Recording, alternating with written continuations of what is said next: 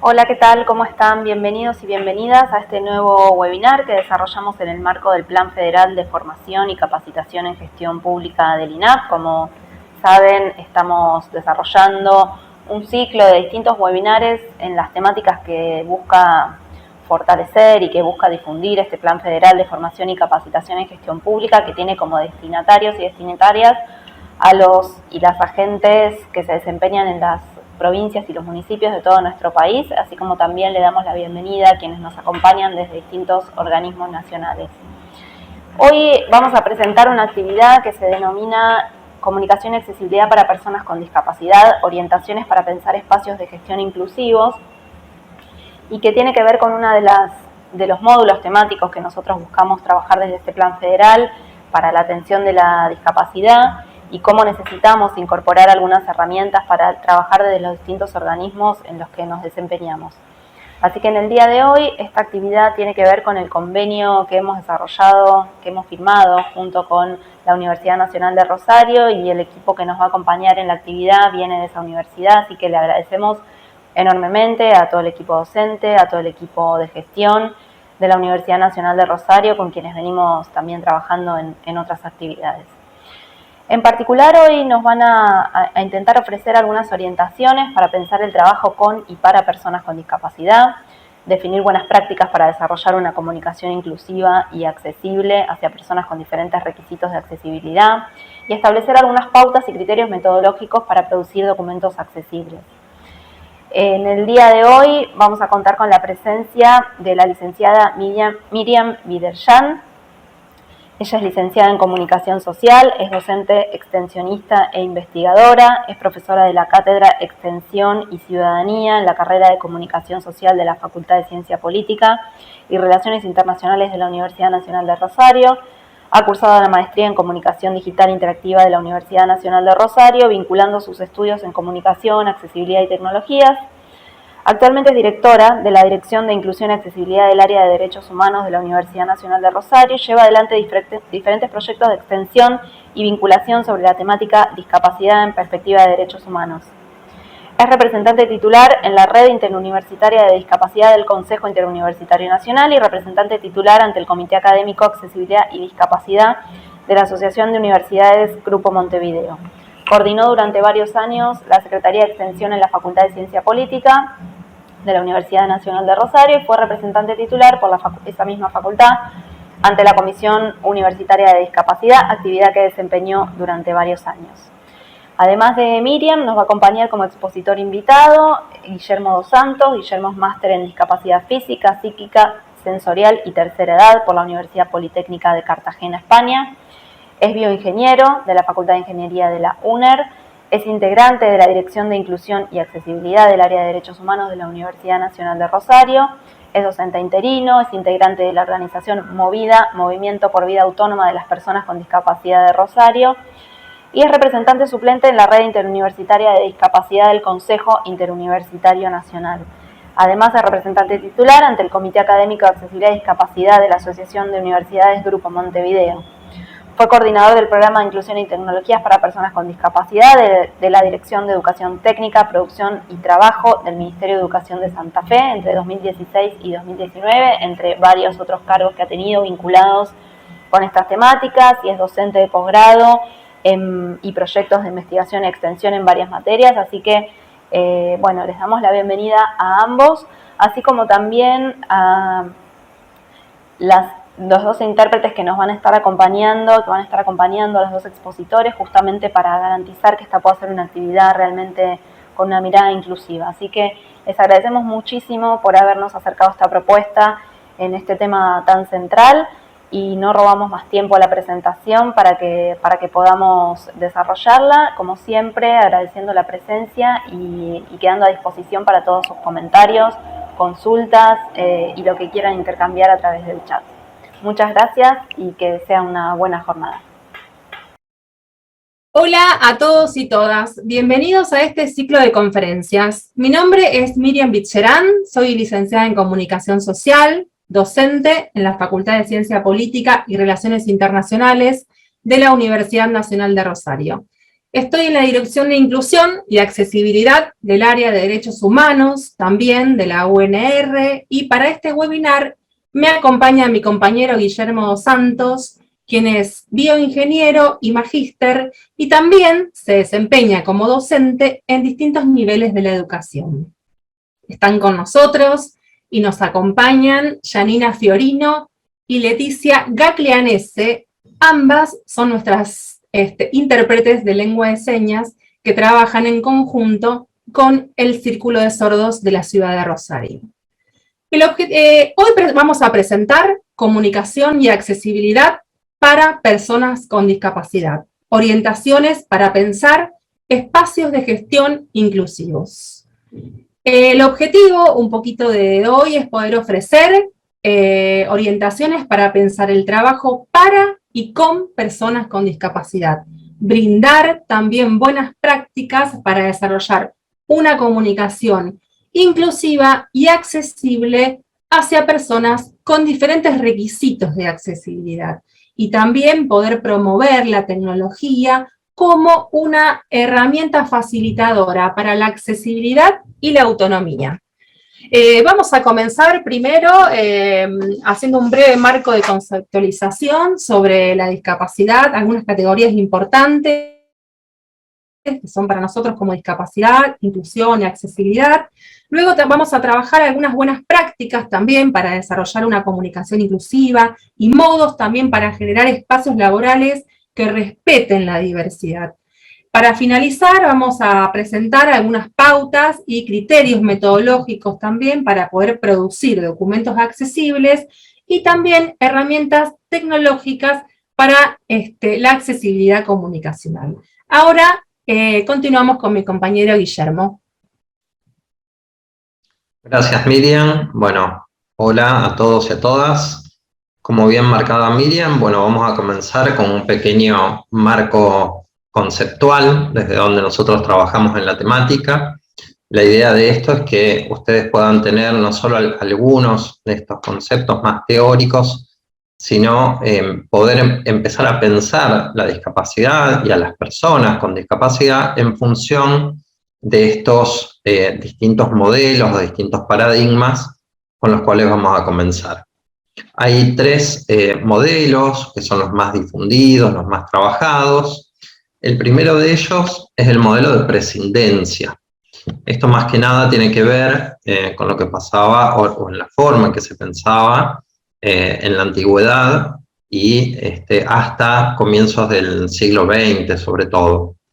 En este modelo se toma a la discapacidad con su origen en creencias religiosas más que nada, donde en la antigüedad se pensaba que una persona que nacía con algún tipo de alteración funcional eran porque eran mensajes de los dioses. Se podía tomar como que eran castigos, ¿sí? O que por el contrario, en algunas culturas se lo tomaba como un mensaje de divinidad, o sea, como que eran enviados por los dioses con algún fin en particular. Esto pasaba sobre todo con personas ciegas, ¿no? Los chamanes que por ahí vemos en distintas historias. Lo característico de este modelo o de este paradigma es que se toma a la persona con una deficiencia como una carga, ¿sí? Y esta persona no tiene nada para aportar a su comunidad o a su sociedad. Por eso se considera que se puede prescindir de este colectivo de personas, ¿sí? En esto había sobre todo dos líneas. Uno que iba por la parte de eugenesia, en las prácticas que se podían ver en algunas culturas antiguas, donde directamente se eliminaba a la persona con algún tipo de discapacidad porque se consideraba que no podía cumplir una función que le diese un beneficio a esa comunidad. Luego esto pasó a caracterizarse por la segregación, se excluía a estas personas, se las dejaba aisladas, incluso por fuera directamente del funcionamiento mismo de una comunidad, de una ciudad, de una aldea.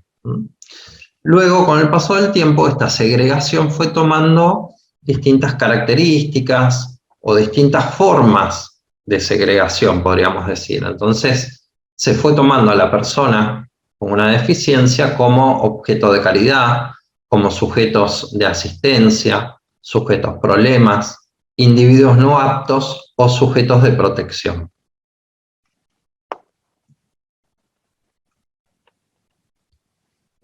El segundo modelo que vamos a presentar es el modelo médico o de rehabilitación. Este modelo surge sobre todo a principios del siglo XX, más que nada posterior a la Segunda Guerra Mundial, y hace énfasis en lo que es la persona que tiene algún tipo de trastorno o enfermedad que le va a provocar una deficiencia. Y la deficiencia entendida como toda pérdida o anormalidad de una estructura, función psicológica, fisiológica o anatómica. Esa deficiencia va a provocar que la persona pueda tener una discapacidad. Y acá, en este modelo, la discapacidad es entendida como una disminución o ausencia de la capacidad para poder realizar una actividad dentro de la forma o dentro de un margen que se considera normal para un ser humano. Acá aparece este término de normalidad, que es una normalidad estadística creada por la misma sociedad. Entonces, en este modelo, la discapacidad hace referencia a esta disminución o ausencia de poder realizar una actividad, más que nada en términos personal, y la minusvalía como una restricción de la participación en las actividades sociales, ¿sí? Algo que caracteriza a este modelo es que el problema está situado en la persona que tiene este trastorno o esta enfermedad. Y es un problema de esa persona y hasta es una responsabilidad de la misma el rehabilitarse para tratar de volver a esa supuesta normalidad que no tiene. Ese modelo, que era de 1980, que surge a partir de la Organización Mundial de la Salud, la misma organización va modificando algunas de estos conceptos porque recibió muchas críticas, ¿sí? Este modelo que presentábamos. Entonces, de esa serie de modificaciones llegamos al 2001 con la última clasificación que presentó la Organización Mundial de la Salud, que es conocida como CIF, que es la clasificación internacional del funcionamiento de la discapacidad y de la salud. Este modelo, que sigue siendo dentro del modelo médico, se lo conoce como modelo biopsicosocial, porque incorpora lo que son los factores del entorno. Son factores ambientales y factores personales. Entonces, este modelo que vemos, que es un poco más complejo, tenemos a la persona con una situación o una condición de salud, la cual tiene ciertas funciones y estructuras que le permiten realizar actividades y que le permiten participar socialmente. Y todo esto tiene una parte negativa, ¿sí? Que serían, en la condición de salud, los trastornos de enfermedades, las deficiencias, las limitaciones en la actividad y la restricción en la participación. Entonces, un poco vemos que, si bien se amplió un poco el concepto, se hizo un modelo más general, más abarcativo, se siguen manejando las mismas definiciones o el mismo concepto, ¿sí? El problema sigue estando centrado en la persona. El tercer modelo que decíamos es el modelo social. Dentro del modelo social hay muchas definiciones, hay muchos autores que han trabajado en el tema, no está unificado en una única definición. Es un modelo que surge a principios de la década del 70 y es impulsado por los movimientos de las organizaciones sociales de las propias personas con discapacidad que empiezan a levantar la voz y empiezan a reclamar por los derechos que les corresponden. Nosotros tomamos una definición que pertenece a un grupo de trabajo de la UNER, de la Universidad Nacional de Entre Ríos, que es la producción social de la discapacidad, y que dice que podemos pensar la discapacidad fundamentalmente como una relación de opresión, que no es algo en los cuerpos, mentes, lenguajes de ciertos sujetos, sino más bien es una producción social de exclusión y tutelaje de ciertos sujetos con características singulares. Dice que es una categoría dentro de un sistema de clasificación y producción de sujetos cuyo parámetro de normalidad única es inventado en un modelo de relaciones de asimetría y desigualdad, que producen tanto exclusión como inclusión excluyente. La idea de este modelo es sacar el foco de la persona con discapacidad como sujeto de problema. El problema ya no es más de la persona, sino que es un problema social, es un problema que nos atañe a todos y en el cual todos tenemos participación directa. Si bien lo fuimos presentando y fuimos diciendo a qué momento histórico surgieron estos tres modelos, no se presentan como consecutivos históricamente, sino que fueron coexistiendo y al día de hoy vemos esta coexistencia aún, ¿sí? Y esto se refleja en las prácticas que todos tenemos. Todos tenemos, creo yo, un poquito de cada uno de estos modelos, porque son percepciones que las fuimos aprendiendo y las fuimos absorbiendo a lo largo de nuestra vida. Entonces, lo importante es poder pensarnos hoy de qué forma nosotros trabajamos, de qué forma nos relacionamos con una persona con discapacidad, y poder pensar, bueno, a qué modelo, ¿no?, a cuál de estas prácticas estamos más cercanos y a cuál nos gustaría llegar. Nosotros institucionalmente, profesionalmente y personalmente trabajamos desde un modelo social de la discapacidad. En el 2006, la Organización de Naciones Unidas emite un documento que se conoce con el nombre de Convención Internacional de los Derechos de las Personas con Discapacidad.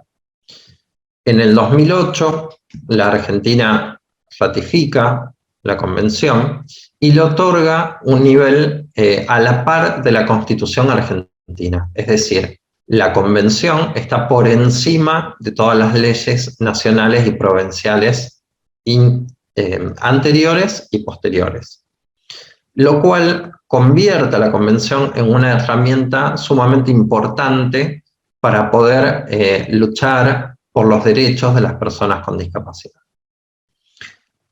Dentro de la convención se define la discapacidad como un concepto que evoluciona y que resulta de la interacción entre las personas con deficiencias y las barreras debidas a la actitud y al entorno, que evitan su participación plena y efectiva en la sociedad en igualdad de condiciones con las demás.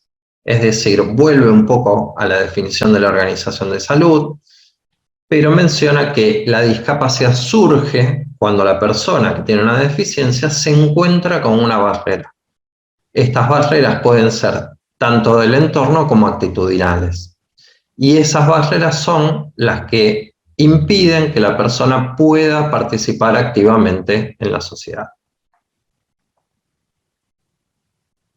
Vamos a empezar a dar algunos conceptos básicos y centrales como para poder comenzar a pensarnos y a pensar cómo trabajar con la discapacidad y cómo relacionarnos con las personas con discapacidad. Lo primero que marca y enfatiza la convención es que el término correcto para referirnos a este colectivo de personas es el de persona o personas con discapacidad, dejando de lado otros términos que, si bien son muy comunes de utilizar, tienen una connotación negativa o no tienen una connotación neutra como esperamos, que son, por ejemplo, personas con capacidades diferentes o con capacidades especiales, discapacitado o minusválido, paciente, enfermo, víctima, lisiado, inválido, decir que la persona padece o sufre una discapacidad, o hacer énfasis en la deficiencia de la persona, pero en forma de diminutivo, como el cieguito o el sordito, ¿sí?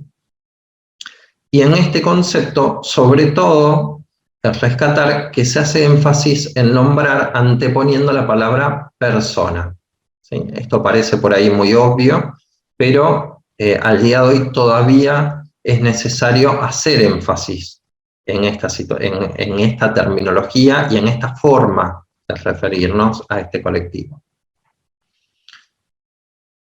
Lo segundo que queríamos traer es este concepto que también por ahí se escucha mucho, que es el decir de que todos tenemos discapacidades. Y ese es un concepto que no es correcto.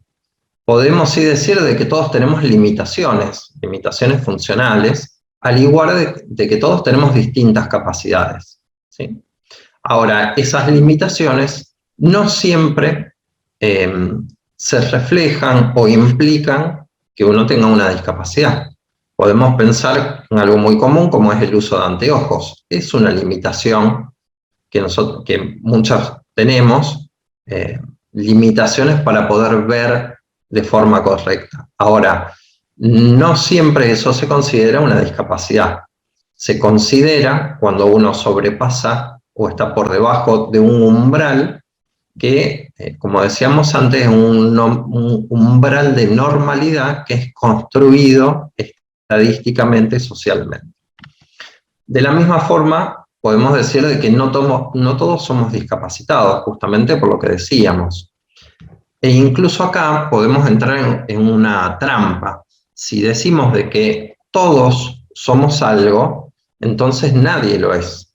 Entonces hablar de que todos tenemos discapacidades o que todos somos discapacitados, lo que hace es diluir un poco este concepto y dejar de trabajar en función de eso. Y al día de hoy aún es necesario seguir trabajando en función de reconocer los derechos de las personas con discapacidad. Lo que sí es verdad es que todos, en algún momento de nuestra vida, podemos llegar a ser personas con discapacidad. Otros conceptos muy comunes son los de igualdad y el de equidad, ¿sí? Siempre tratamos de trabajar con el concepto de equidad. Y este gráfico es una figura muy común que se viene utilizando desde hace ya muchos años para graficar y explicar la diferencia entre uno y otro, ¿sí? Hablábamos de que la discapacidad surge cuando la persona se encuentra con las barreras que impiden su participación efectiva. Aquí vemos que la barrera está justamente muy graficada, ¿no? Como esta valla que impide que algunas personas puedan ver este partido, ¿no? Entonces, para poder sobrellevar esas barreras, nosotros podemos recurrir a lo que se conocen como elementos de apoyo, ¿sí? En este caso ejemplificado con estas cajas o estos cajones que permitirían que algunas personas puedan ver el partido. Ahora, si a todo el mundo le damos el mismo tipo de apoyo, va a pasar que algunos que no lo necesiten lo van a tener, otros les va a servir y a otros no les va a servir.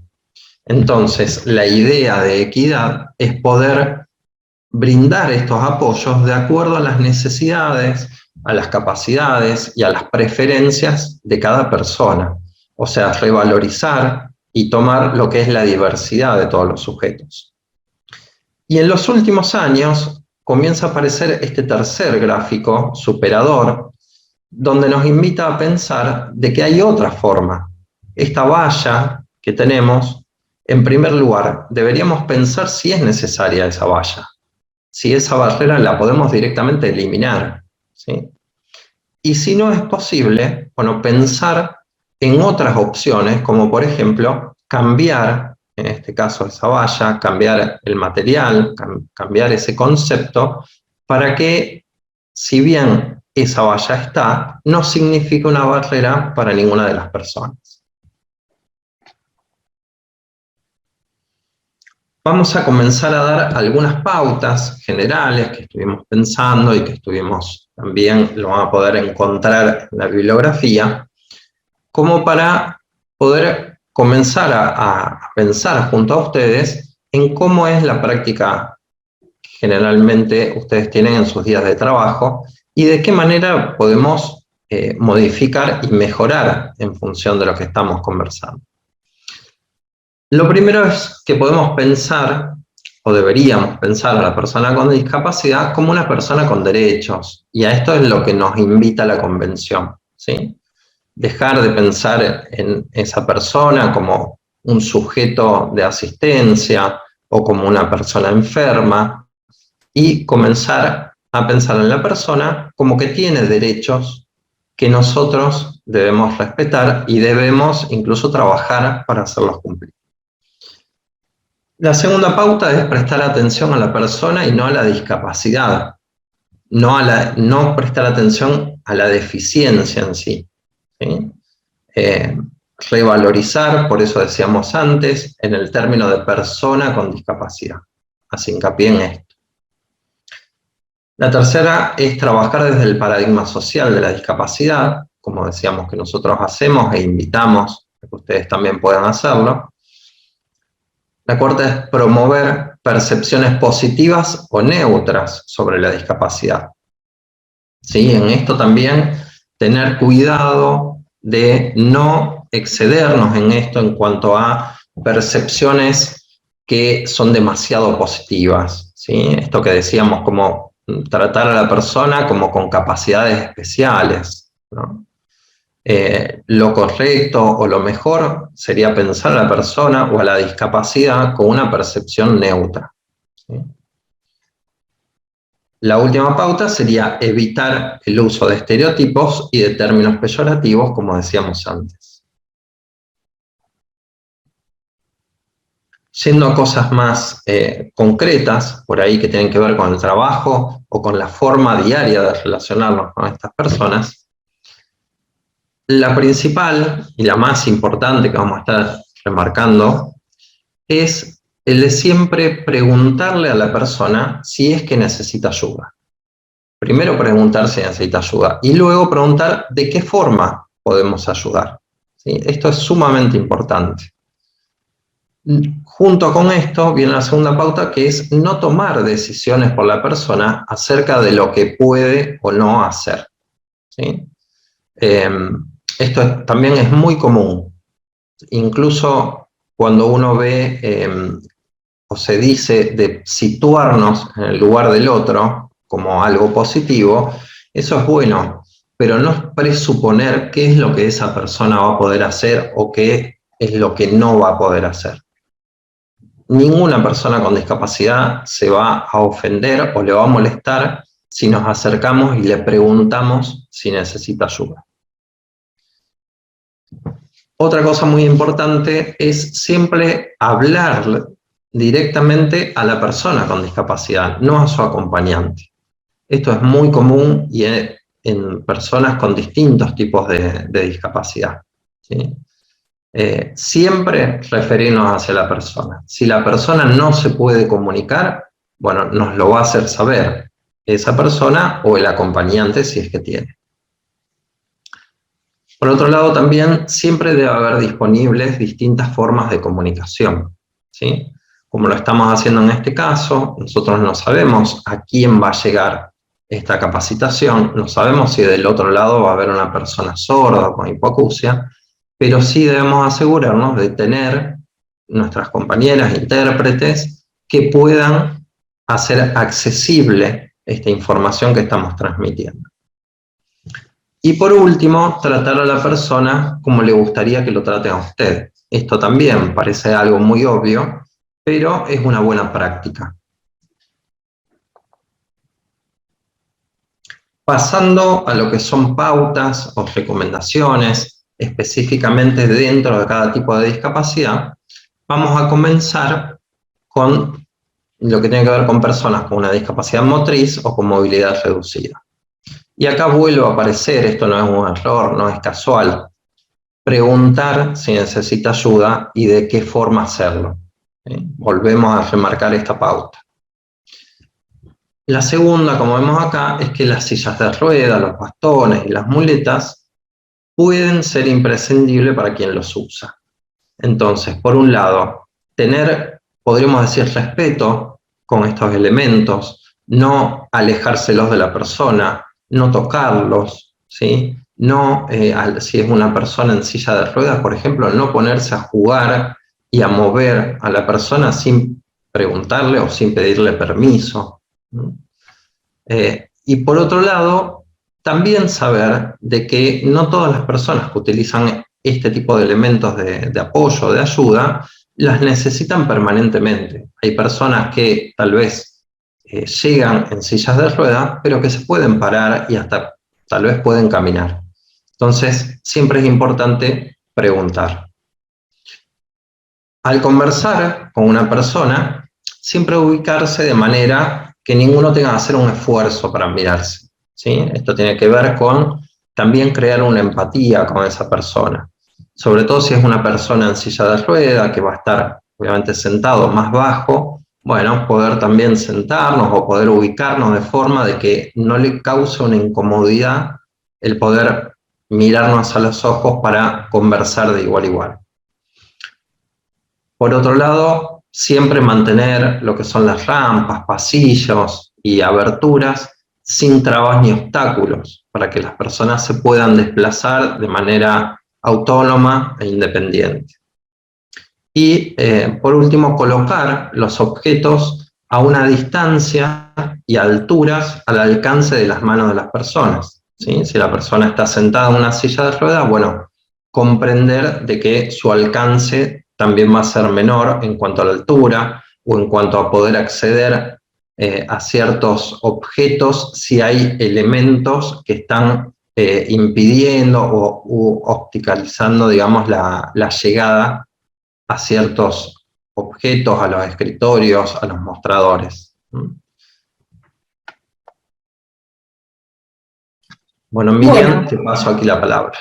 Y continuamos. ¿Qué pasa si la persona tiene una discapacidad auditiva? Bueno, acá, a diferencia de la otra, digámoslo, acá una de las cosas fundamentales que tenemos que hacer con esta persona es poder hablarle de frente, despacio. Podemos utilizar nuestros gestos también, pero sin exagerar para que la labiolectura realmente le pueda ser comprensible.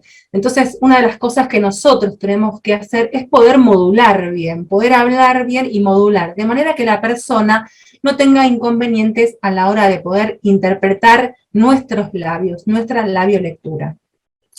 Si son varias las personas, digamos, que van a intervenir en la conversación, acá lo adecuado es poder colocarse en forma de ronda o en forma de círculo, porque esto realmente lo que va a facilitar es la buena visibilidad para todos los participantes dentro de la conversación. Esto es en el caso de que se hagan reuniones pequeñas, pero por ejemplo puede ser el caso de que haya algún encuentro, alguna charla, alguna capacitación en el lugar de trabajo, y bueno, ahí las personas necesitan ponerse adelante de todo, y el docente o el profesor también tiene que ponerse frente a la persona para poder hablarle de frente y que la persona pueda ir comprendiendo todo lo que va diciendo, toda la conversación.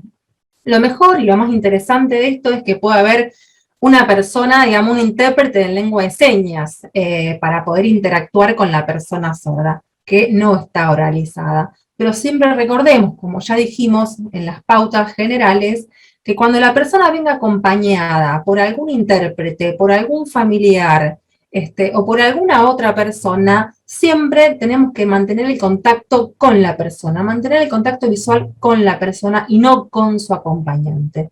Esta es una de las cosas que podemos rescatar y tenemos que tener en cuenta para este tipo de discapacidad. Siguiente.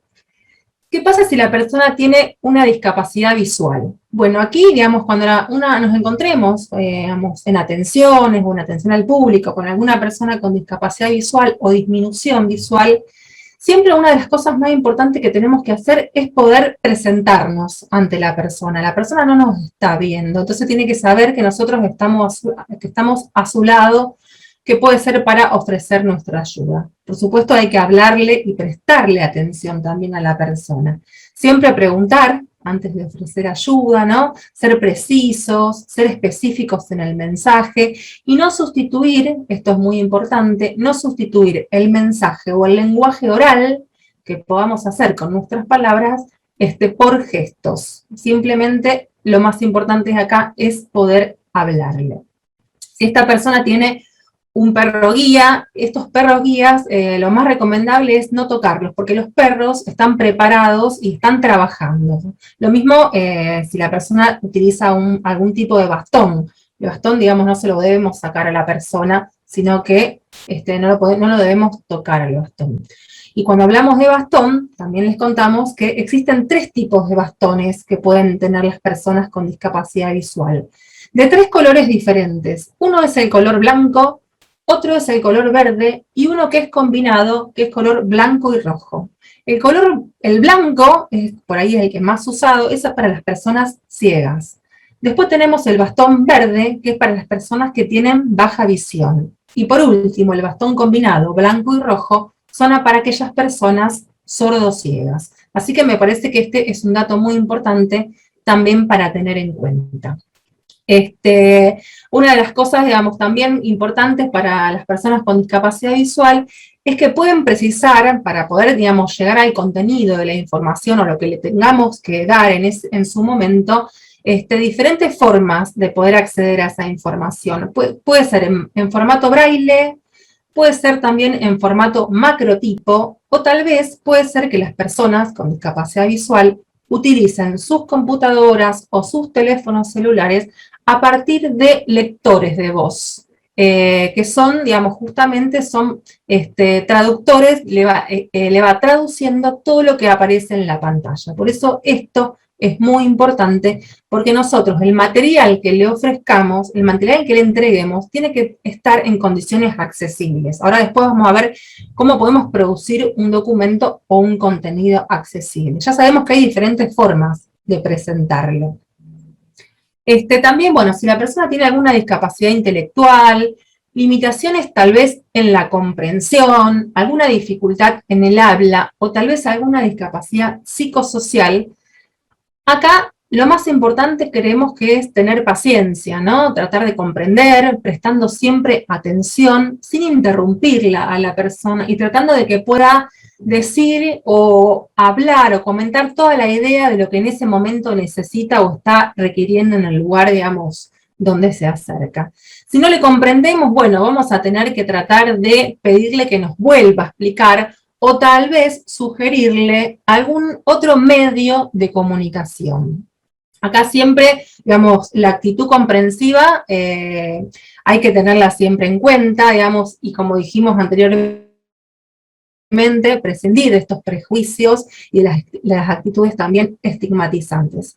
Y una cosa muy importante también es, puede ser que esta persona, o puede ser que estas personas, no puedan expresarse al mismo ritmo que piensan. Entonces esto es lo que le dificulta su nivel de expresión. Por eso, al no poder, digamos, expresarse al mismo momento en el que piensan, lo más importante, volvemos a recordar, es poder tener ser pacientes. Siguiente placa. Bueno, acá lo que vemos, digamos, todo lo que estuvimos viendo hasta el momento, hasta recién, vemos que son todas recomendaciones, pero son formas de poder comunicarnos con ese otro, ¿no? Con esa otra persona, con un compañero de trabajo, con alguien, con algún lugar en algún espacio de trabajo. Son formas de comunicación. Y lo que vemos es que no hay una forma, no hay un modelo, no hay una forma hegemónica de comunicarse con las personas, con nuestro entorno, sino que hay diferentes formas y diferentes modalidades. Porque acá lo que partimos de la base es de pensar que la comunicación es un derecho. Así lo dicen varios artículos de la Convención Internacional de los Derechos de las Personas con Discapacidad. Y uno de los artículos más importantes, después vamos a mencionar otro, es el artículo 21 de la Constitución, donde lo que plantea acá es el derecho a la comunicación, desde una mirada más holística y más integradora, porque lo que hace es equiparar las modalidades de la comunicación de las personas con discapacidad a la de los sujetos sin discapacidad.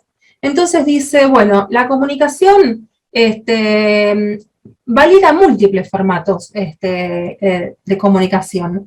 Dice, la comunicación incluye los lenguajes, la visualización de textos, el braille, la comunicación táctil, los macrotipos, los dispositivos multimedia de fácil acceso, así también como el lenguaje escrito, los sistemas auditivos, el lenguaje sencillo, los medios de voz digitalizada y otros modos y medios y formatos aumentativos o alternativos de comunicación. Y acá también incluye un dato muy importante, porque incluye las tecnologías de la información y las tecnologías de comunicación de fácil acceso. Entonces, evidentemente acá, lo que vemos y lo importante es que la comunicación es producción de sentido, es dialógica, la comunicación es la posibilidad del encuentro con el otro. Y los derechos son los espacios donde los sujetos pueden moverse libremente. Es decir, esto lo cual lleva implícito acá el concepto de autonomía, que ya lo mencionamos hace un rato, ¿no? La accesibilidad es justamente la herramienta que en materia de comunicación nos brinda las condiciones para poder producir contenidos en diferentes formatos, navegar en un sitio web, por ejemplo, acceder a un servicio independientemente de las capacidades técnicas, de las capacidades cognitivas o físicas de las personas. Y esto es la comunicación. Y esto es la comunicación inclusiva. Acá estamos hablando no solamente de comunicación, sino de una comunicación inclusiva que pueda contemplar una multiplicidad y un abanico de formas de comunicarnos, y que no haya una sola forma hegemónica para poder entablar un diálogo con el otro. Entonces, en virtud de estos análisis, en virtud de este análisis, ya podemos visualizar acá algunas categorías importantes que hemos trabajado hasta recién. La categoría de comunicación, la categoría de derechos humanos, la categoría de autonomía y la categoría de accesibilidad. Pero por otro lado también la accesibilidad en la comunicación tiene en consideración las diversas modalidades y formas también de poder asimilar esa información, que deben ser siempre claras, concretas, precisas y fáciles de consumir por las personas, tomando a la diversidad como punto de partida. Y acá es un dato sumamente importante, tomar a la diversidad como punto de partida para pensar en la comunicación. Y ahora vamos a ver un concepto de discapacidad que está tomado de un libro muy conocido, que es el libro blanco, muy reconocido, el libro blanco sobre discapacidad y universidad, donde plantea, si querés, Guille, la siguiente placa, donde plantea justamente la accesibilidad. Dice, es el conjunto de características que debe de disponer un entorno, un producto o un servicio para ser utilizado en condiciones de confort, seguridad e igualdad para todas las personas, y en particular para aquellas que tienen algún tipo de discapacidad. Entonces, tenemos que pensar en entornos, en productos y en servicio, y poder disfrutarlo y que esos productos, esas cosas tengan confort, seguridad e igualdad. 3 datos importantes. Pero bueno, garantizar esto, significa cumplir con la legislación vigente, tanto a nivel nacional como también a nivel internacional. Y acá vamos a mencionar otro de los artículos importantes de la Convención Internacional de los Derechos de las Personas con Discapacidad, que es el artículo 9, donde también habla de la accesibilidad y de los accesos. ¿Qué plantea este artículo? Justamente el acceso de las personas con discapacidad en igualdad de condiciones con las demás, al entorno físico, al transporte, a la información y a las comunicaciones, incluidos también los sistemas, las tecnologías de información y las comunicaciones, y también otros sistemas instalaciones abiertos al público o de uso público, tanto en zonas urbanas como también rurales o nacionales. Entonces, evidentemente, hay mucha legislación nacional e internacional que plantea a la comunicación desde esta mirada. Y acá lo importante es que esto no quede solamente en los papeles, no se quede solamente en las leyes, sino que todos nosotros podemos ser parte podemos generar este cambio, podemos producir contenidos accesibles. En el camino para poder generar esto, cobra relevancia una categoría que ya trabajamos, que es justamente la noción de inclusión, ¿no? Como ese acto de reflexionar sobre buenas prácticas, ¿no? Dentro de una sociedad para poder atender a la diversidad de personas, facilitando el acceso a la información a la mayor cantidad de personas posible, ya sea a la mayor cantidad de personas posible o tal vez a una, que le tenemos que mandar un correo electrónico, que le tenemos que compartir una información. Es decir, las barreras a eliminar son múltiples, infinitas a veces, dentro de una sociedad, ¿no? Son múltiples y en muchos casos también están invisibilizadas y muchas veces naturalizadas. Por eso las tecnologías de la información y de la comunicación, las famosas TICs, tienen presencia, vemos, en todos los ámbitos de la vida. ¿Qué significa esto? Lo tenemos en el ámbito educativo, administrativo, laboral, social, político, y el poder acceder a productos, a contenidos y a servicios de las TICs es realmente un derecho que se debe garantizar para todos los ciudadanos y para todas las ciudadanas. Así realmente el acceso a la información y a la comunicación electrónica o digital es un mecanismo de la sociedad de la información y el conocimiento en términos de un autor muy conocido que es Manuel Castells. Sin embargo, lo que nosotros observamos y lo que se ve es que no hay una armonización entre los distintos actores que intervienen, que van interviniendo en ese proceso, en esa cadena de accesibilidad, y que surgen tecnologías, que surgen documentos, tecnologías o barreras, que van dificultando, ¿no? Que dificultan o imposibilitan el acceso a la información. Es decir, la comunicación, hay una cadena para que se pueda, hay una cadena, son eslabones en la cadena de la comunicación, y quienes, no es solamente una persona, hay una persona que produce un documento, hay una persona que elabora el contenido, hay otro que lo sube a la web, hay otro que lo puede mandar por correo electrónico, hay otro que lo puede compartir por WhatsApp, es decir, hay muchos eslabones en la cadena de la comunicación, y lo que se ven es que hay barreras, distintas barreras que dificultan y que van haciendo que esa comunicación no pueda ser accesible y no pueda ser leída, no pueda ser por todas las personas. Entonces, evidentemente, cuando sucede esto, ya la comunicación, digamos, no es un derecho, sino que pasa a ser un privilegio, ¿no? Y ahí hay una gran diferencia. Entonces, sin dudas, es necesario ser creativos y poner en marcha diversas políticas, buenas prácticas, para seguir construyendo una sociedad cada vez más inclusiva, donde puedan convivir todos los colectivos con sus diversidades, y así poder realmente democratizar el acceso a la comunicación y a la información. Pero bueno, si seguimos a la siguiente placa, que era, ¿qué pasa con los receptores, ¿no? ¿Qué pasa con los receptores de los contenidos? Bueno, ahí, digamos, ya no solamente hablamos de receptores. Acá me parece que es interesante también pensar en la idea de prosumidores. ¿Qué significa? Acá hay una fusión entre productor y consumidor. Es decir, no solamente somos consumidores, somos receptores, consumidores de contenidos, pero a su vez también somos productores de nuevos contenidos. Y este es un dato también muy interesante para tener en cuenta, ¿no?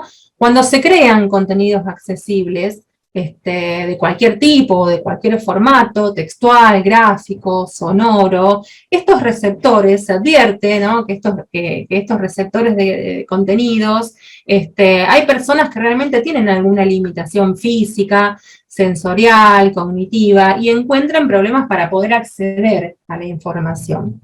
Pero a veces, digamos, no solamente las personas con discapacidad, también es muy probable que que haya ocasiones también que nuestra capacidad física, sensorial o cognitiva se vea mermada temporalmente, ¿no? Por algún suceso o por algún accidente, o simplemente también por las condiciones de nuestro entorno. No sé, por ejemplo, es posible que a veces nos llegue una noticia y no la podemos escuchar porque estamos en un entorno ruidoso, o tal vez el mensaje que nos llega tiene mucha interferencia y no lo podemos escuchar. Tenemos que esperar, irnos a otro lugar, pedirles que nos manden ese mensaje de nuevo, ¿no? Si nos mandan algún mensaje de WhatsApp. Y por supuesto está, bueno, como decíamos al principio, digamos, la incuestionable realidad de que con la edad perdemos facultades y bueno, nos cuesta mucho acceder a veces a la información y necesitamos ayudarnos con productos de apoyo que antes no precisábamos. El ejemplo más claro es justamente la necesidad de poder usar lentes para poder acceder al texto impreso en una tipografía reducida de tamaño, ¿no? A cierta edad, cuando tenemos presbicia, necesitamos sí o sí estas ayudas técnicas. O tal vez también algunos software o aplicaciones que nos ayudan a poder acceder a esos contenidos. Hay un filósofo canadiense muy conocido que se llama Marshall McLuhan, donde él ya hace más de un siglo, hace más de 100 años, planteaba a las tecnologías como extensiones del ser humano. Y lo que decía, bueno, las tecnologías admiten ser consideradas como prolongaciones de nuestro cuerpo y de nuestros sentidos. Y digo, bueno, este hombre realmente en su época fue un iluminado con estas ideas, ¿no? Con esto de pensar que las tecnologías son prolongaciones de nuestro cuerpo. Y muchas veces no somos conscientes, digamos, de que las estamos usando, pero sí, las estamos usando. A veces cuando utilizamos un Zoom para ver alguna imagen, o a lo mejor tenemos un prospecto o una receta de un medicamento muy chiquito y le sacamos una foto y la ampliamos. Bueno, todas estas son ayudas justamente técnicas. Las personas con discapacidad permanentemente utilizan ayudas técnicas. Entonces, por ejemplo, digamos, hay algunas muchas más avanzadas como son los lectores de pantalla, que habitualmente las personas con discapacidad, para poder oír la descripción de los contenidos visuales que tienen en sus computadoras, en sus tablets o en sus celulares. Entonces, estos lectores de pantalla, que hay dos muy conocidos, que uno es NVDA y el otro JAWS, lo que hace justamente es leerle, es poder visualizarle a partir de una voz sintética todo lo que en la pantalla aparece. Entonces, es por lo tanto, esto es muy importante que quienes generamos documentos accesibles tengamos realmente alguna serie de consejos y buenas prácticas para poder cumplir que estos documentos sean accesibles. Y una de las características es que estas producciones que hacemos puedan ser perceptibles, comprensibles y utilizables. ¿Qué tres categorías importantes? Que las podamos percibir, que las podamos comprender y que también las podamos utilizar, ¿no? Esto es con la idea, digamos, utilizar con la idea que recién decía de esta fusión, ¿no? Esta idea de prosumidores, que la comunicación continúe circulando, que sea un eslabón en la cadena de la comunicación. Pero bueno, es muy difícil conseguir contenidos totalmente accesibles, pero sí siguiendo una serie de sencillos consejos, es muy fácil alcanzar un nivel aceptable, al menos de accesibilidad, que permita que una gran mayoría de personas interesadas puedan acceder sin problema a la información que contiene. Y ahora vamos a pasar a la siguiente placa, porque para poder asegurar el acceso a la información de todas las personas, respetando las necesidades, justamente las necesidades individuales de cada una, existen apoyos o existen también ajustes razonables, así lo menciona la Convención Internacional de los Derechos de las Personas con Discapacidad, que facilitan el acercamiento a dicha información para que se pueda generar esta comunicación. Entonces, en la elaboración de cualquier tipo de material que podamos producir, son importantes también tres aspectos básicos. Es el contenido, la estructura y el formato. Tres. El contenido tiene que ver con qué es lo que voy a decir. La estructura cómo lo voy a decir, y el formato, bajo qué formato yo lo voy a guardar, lo voy a enviar, lo voy a conservar digitalmente. Entonces ahora después vamos a ver cómo generamos estos tres momentos importantes de estructura, contenido y formato. Pero bueno, a su vez el contenido de la información también puede presentarse en formatos múltiples y accesibles, como por ejemplo para poder generar una comunicación inclusiva tenemos la presencia de lengua de señas, que justamente ya lo estuvimos conversando y también hoy están nuestras compañeras del círculo que trabajan en conjunto con el círculo de sordos, que es, digamos, es un idioma visogestual por medio de la cual las personas sordas se comunican dentro de su propia cultura, ¿no? Esto quiere decir que es una lengua como cualquier otra, la oral, la escrita, y su presencia asegura realmente la plena participación de las personas en igualdad de condiciones. Otra de las formas también es la utilización del lenguaje claro. ¿Qué significa un lenguaje claro? Bueno, justamente escribir en forma clara, concreta, siguiendo un hilo conductor, evitar el uso de metáforas, de un lenguaje abstracto, ser conciso, ordenar las ideas, ¿no? Una idea o un concepto por oración, evitar también el uso de palabras difíciles para que la otra persona pueda llegar a comprender el mensaje que le estamos enviando. También otra de las opciones que ya estuvimos viendo es el material impreso en braille o macrotipo. El braille justamente es un sistema muy antiguo, es el primer sistema con el cual las personas con discapacidad se comenzaron a comunicar. Hoy por hoy las tecnologías han avanzado muchísimo y el braille termina siendo un complemento de todo esto. Es un sistema de lectura y también de escritura táctil.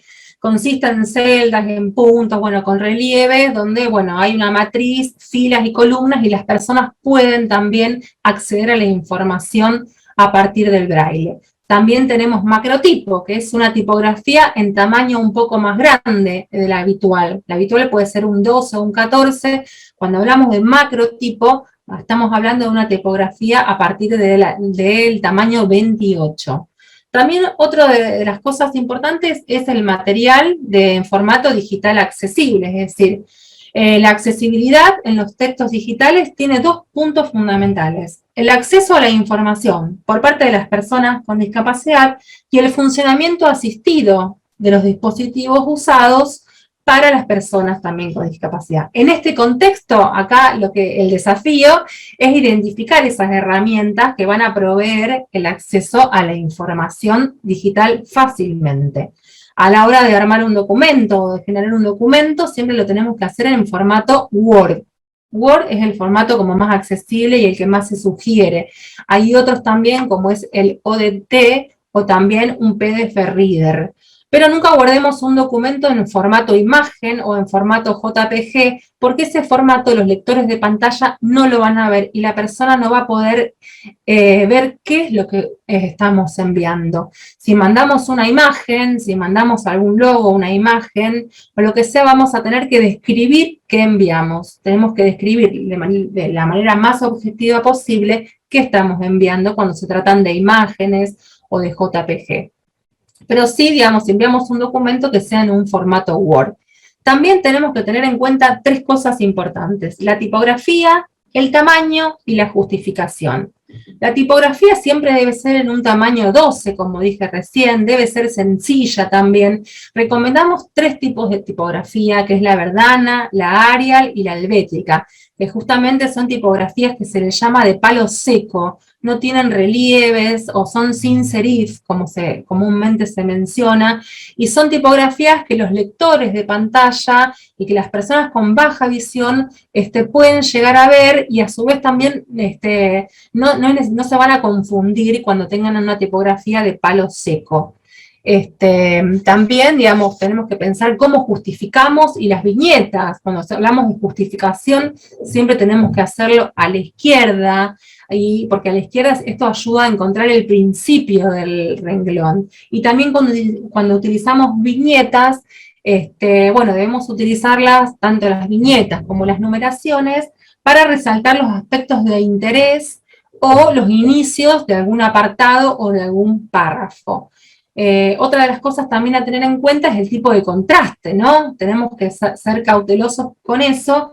Y entre el color y la letra, entre el papel, digamos, debe haber un contraste alto. Es decir, si yo tengo una hoja de color blanco, la tipografía puede ser de color negra. Eso es un contraste alto. Los lectores de pantalla no diferencian los colores, sino que leen textos. Por eso acá lo que se recomienda o lo que se sugiere es usar los colores de manera semántica, fundamentalmente. Y otra de las opciones también, una de ya de las últimas, es el material de lectura fácil, que esto es una técnica de redacción y de adaptación, cuyo objetivo es poder promover el acceso a la información y a la comprensión de los textos. Esto está destinado, sí, a personas con discapacidad visual, a personas extranjeras también, a niños, a niñas, a personas adultas mayores o personas con dificultades lectoras. Son los famosos pictogramas que podemos llegar a ver pegados en las oficinas o en espacios, en instituciones también, donde hay un pictograma, como para traer un ejemplo, no hay ninguno acá en el Power, pero bueno, el más famoso que podemos traer como ejemplo es el de la persona con un barbijo, con un tapaboca, que eso es un pictograma que significa que la persona o no puede ingresar al lugar o tiene que ingresar al lugar con barbijo. Bueno, ahora con, digamos, todo lo que fue la pandemia aparecieron muchas pictogramas con toda esta información, que fue muy productivo que esté en estos formatos. Y también, bueno, por último, digamos, nos quedan dos, que son las piezas audiovisuales con subtítulos y las piezas audiovisuales con audiodescripción. Existen también dos elementos de apoyo para que los medios audiovisuales sean también accesibles. Por un lado, el subtitulado para personas con discapacidad auditiva, y la audiodescripción para personas con discapacidad visual. Ahí el guión audiodescriptivo se inserta en los silencios del programa audiovisual y lo que tiene como objetivo es contextualizar la trama, los ambientes, los efectos sonoros. Esto también hay una ley, para esto hay una ley de comunicación audiovisual que prevé y que contempla todo esto. Así que bueno, esto es un poquito, digamos, algunas buenas prácticas que les presentamos, para generar realmente un ambiente cálido y para poder vivir y convivir con nuestro entorno. Yo creo que ya estamos pasados en el tiempo, acá está mi compañero Guille, no sé si digamos, vamos como ya para ir cerrando, les agradecemos muchísimo el haber estado con nosotros, el haber compartido esto, y bueno, les dejamos un saludo a todos y todas, que tengan una buena jornada. Guillermo. Bueno, despedirme nada más de todos ustedes, y bueno, como dijo Miriam, quedamos también a disposición para cualquier consulta. Nos vemos. Chau, chau. Muchas gracias a todo el equipo de la Universidad Nacional de Rosario, a Miriam Vilcherán, a Guillermo dos Santos y a las intérpretes que han acompañado en el día de hoy. Ha sido una charla más que interesante y que nos deja pensando múltiples cuestiones para trabajar desde nuestros espacios de trabajo, así que nuevamente agradecemos a todo el equipo de la Universidad de Rosario, no solo quienes han estado hoy, sino quienes vienen acompañándonos en la implementación de las distintas actividades. Les agradecemos a todos y todas quienes nos han acompañado y han dejado sus comentarios en el chat, y quedamos entonces a disposición para seguir en nuevas actividades de este ciclo de webinares en el marco del Plan Federal. Muchas gracias.